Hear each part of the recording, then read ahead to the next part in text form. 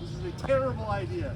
The adrenaline is going to make you pick up the bike. You're probably going to hurt yourself in the process. The chances of you riding now in the wrong headspace has gone way up, but the chances of falling again are way high. Take a break. Take a selfie. Right? There's a lot of politics online right now. It's our job to counter that with bike fall pictures. Get out there and take a few photos of the bike before you pick it up. Celebrate what you're out there doing. Whatever. We're having a good time. My bike might be laying on its side, but it won't be forever. I'm having a good time. Make sure you show people like how much fun you're having out there. Now that we've got our crash selfie out of the way, the bike is turned off, we're okay, it's time to pick up the bike. There's some things we can do to prepare. We already talked about putting the side stand down. This is a great thing to do because it's such a bummer to pick up a bike and have it fall over the other way. Now, if you have dropped the bike on the other side, you obviously don't have access to the side stand. So what you do is you pick up the bike, roll it over the other way, and you put the side stand on. No. People took it seriously. No. You can put the bike in gear, as Don mentioned, so the bike doesn't take off down the hill without you. What else can I do to prepare the bike for the lift? Turn the handlebars. Depending on the method I'm going to use to lift it, I can rotate the bars. What else can I do? I might facing downhill or uphill. lift the bike uphill. That's no good. So I can grab a hold of the bike and adjust it.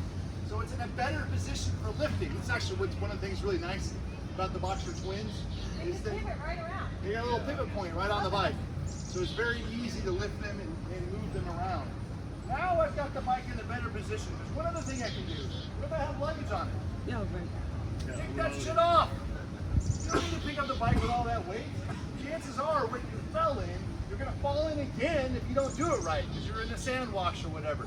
Take all that stuff off, get the bike through the obstacle, then put it all back on. Why are you making things so hard on yourself? It's much easier way to go. Now that we've done all that, it's time to pick up the bike. There's one more thing, Sean. Is there one more? There's one more.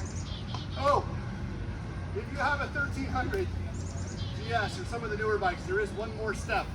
Yeah, so these bikes have what's called an SOS system.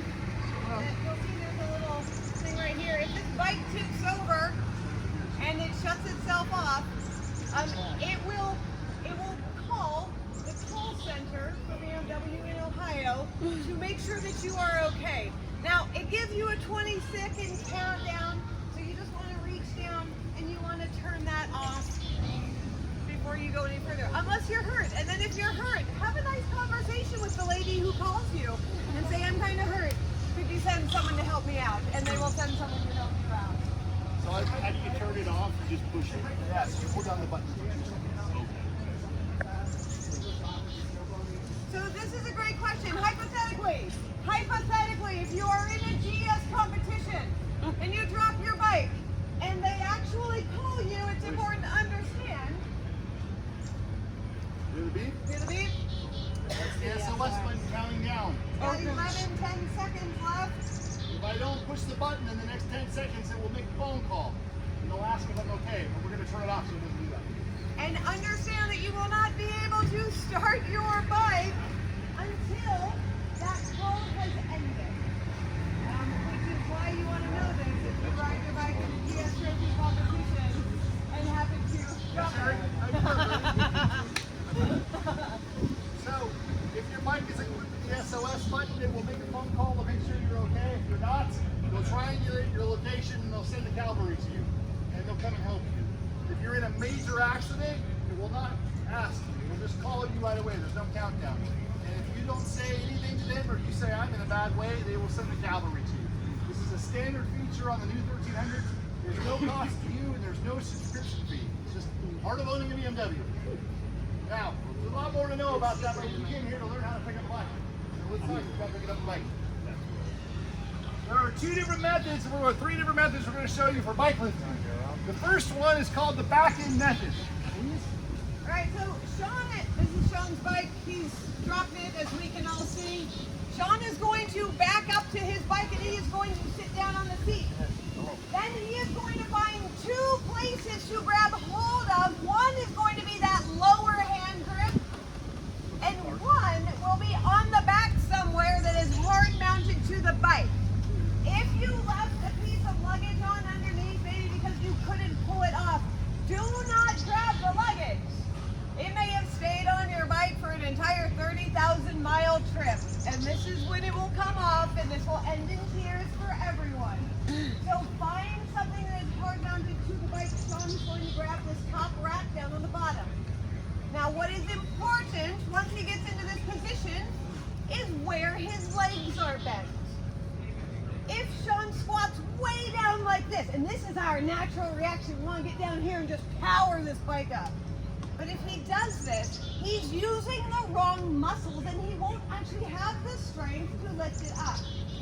Now, if his feet are too far out in front of him, then he's going to slip, especially if he's in mud or grass, like this. So what we are looking for is what we call a lazy 90-degree angle. His feet are a little more than shoulder width apart, so he's nice and stable.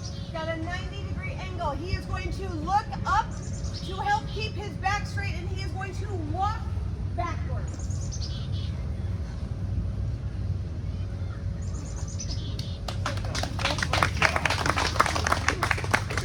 Now, I know what you're thinking. Well, gee whiz, Sean. You're 6'4" and 185 pounds of solid muscle. Well, obviously, it's easy for you to do. Right, Louise? Yeah, 185 pounds of solid muscle.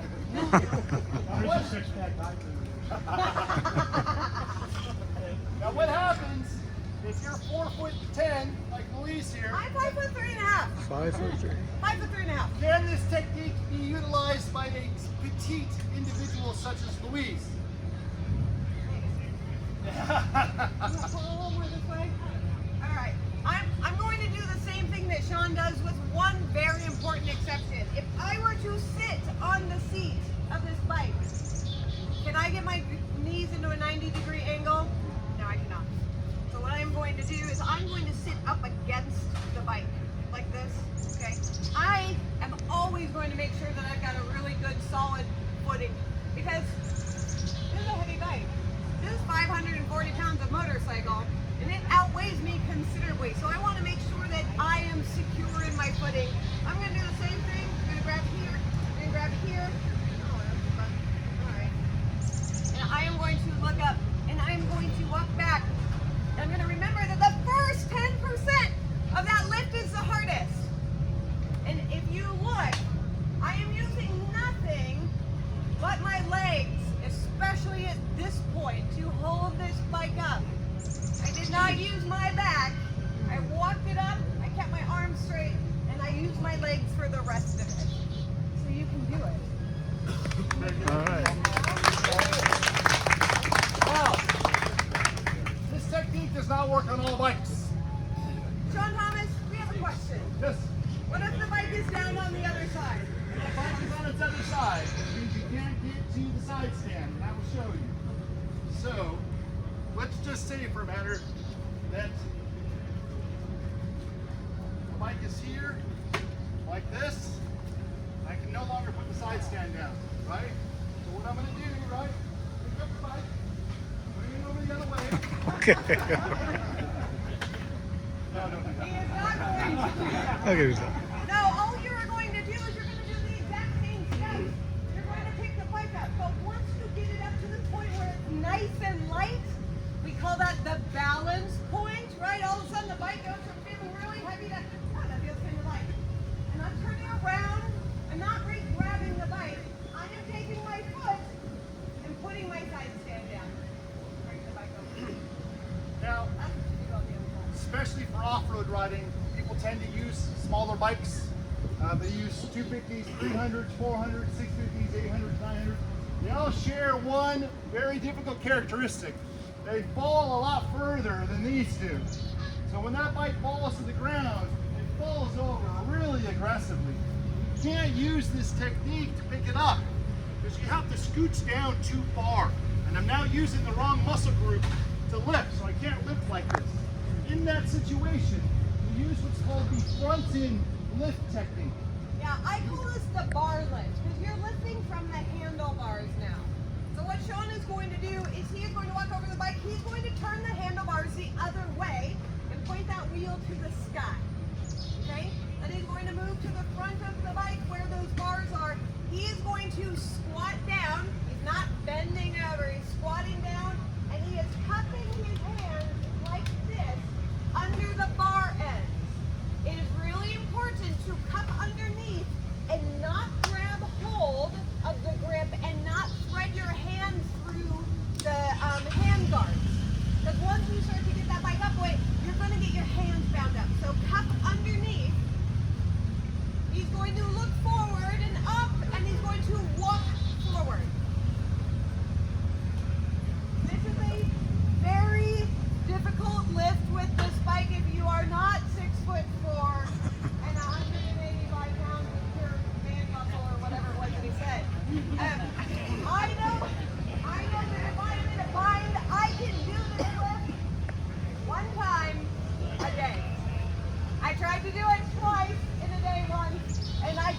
it, but it's an important lift to know, even if you ride something that has a boxer engine. Because what if I'm out riding, and what if I drop this bike up against this tree?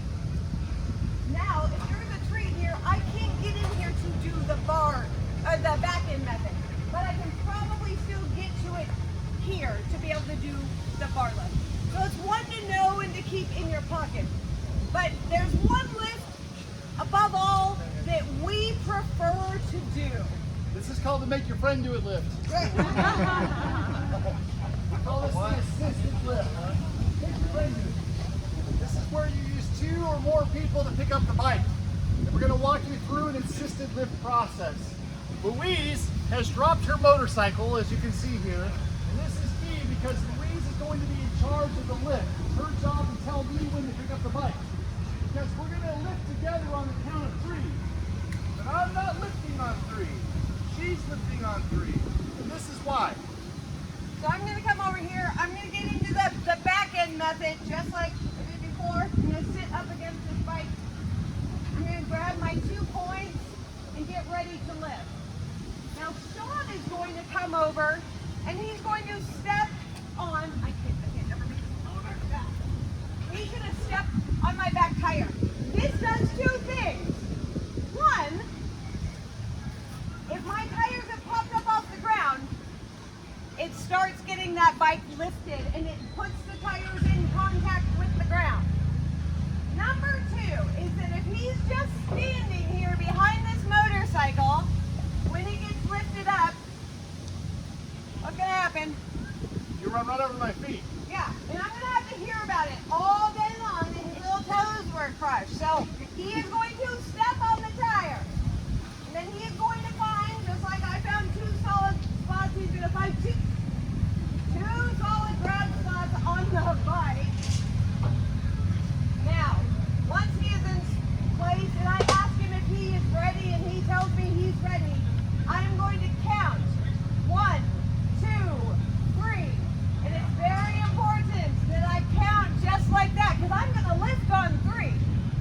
Sean, however, on about 2.5, he's going to throw that 185 pounds of solid muscle straight ahead. And right before 3, he's going to throw it all back. All right? You want to see what it looks like? Yeah. All right, Sean, you ready? Ready. 1, 2, 3. Oh, wow. And well done. If you guys saw us do this yesterday, yes, Sean is 6'4" and like whatever. But you saw me do this lift with my friend Candy's spinning board. It was about this tall. And this bike went up just as easily having Candy do that lift with me. Simply adding that second person back there makes this lift so much easier. This is why this is the one that we prefer. As you've seen me flip these motorcycles many times, we're both very tired adventure riders. We could use some assistance. Would anybody like to volunteer to use one of these techniques to pick up this motorcycle for me? And you can use any technique. Bring a friend if you want to do an assisted lift. Well, he's going to try the back end technique, so he's going to sit on the seat. He's got a lot of leg on him, as you can see. Very simple. Now, he's going to grab 2 points of contact. He's going to start with the grip. He's going to pull it all the way to him, as far as it'll pull toward him. Now he's going to grab the rear, and he's going to use this body position with his arms locked to establish the bend of his knees. Now he's in position. He's got a nice lazy 90 bend of his knees. He's going to look up so his back stays straight. He's going to stand up and walk backward. Just like that. There you go. Yeah, I love it when the men of all